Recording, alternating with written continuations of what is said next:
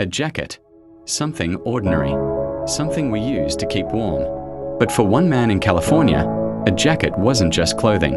It was a life sentence. He walked into a store, looked at the racks, and he slipped a jacket under his arm. No weapon, no threats, no violence, just shoplifting.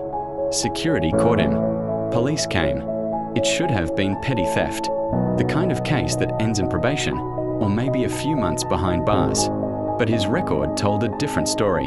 He had prior convictions, and in California during the 1990s. That meant prosecutors had a powerful tool, the 3 strikes law. Under that law, 3 felonies meant 25 years to life. It didn't matter if the 3rd strike was murder or stealing. The law made no distinction. So when the prosecutor stood up in court, they didn't argue about the value of the jacket. They argued about his past. And when the judge read the sentence, his fate was sealed, life in prison, for stealing a jacket.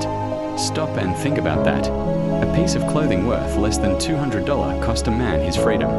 This wasn't an isolated case. It was part of a wave of harsh punishments across the country. Leandro Andrade stole 9 videotapes worth about $150. He got 50 years to life. Another man, Jerry Williams, was caught with a single slice of pizza. Prosecutors tried to give him life. These cases weren't about violence. They weren't about protecting communities. They were about a system designed to be tough on crime at any cost. And that cost was human lives. Imagine what that meant inside prison walls.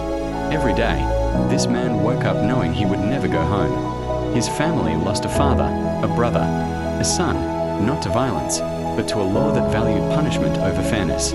Meanwhile, outside those walls, the world moved on. Technology advanced. Businesses thrived. Politicians changed their minds about criminal justice. But he stayed locked away, frozen in time, for a jacket. The 3 strikes law exploded California's prison population.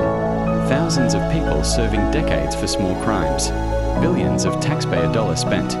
Families torn apart. Years later, public outrage grew. People saw these stories and asked the same question you're asking now. How is this justice? In 2012, voters reformed the law. But by then, countless lives had already been shattered. The man with the jacket became a symbol, a reminder of how laws built on fear can destroy fairness, of how justice can lose its balance when punishment no longer fits the crime.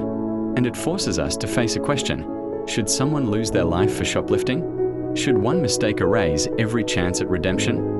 Life in prison. For a jacket. This is not justice. This is injustice.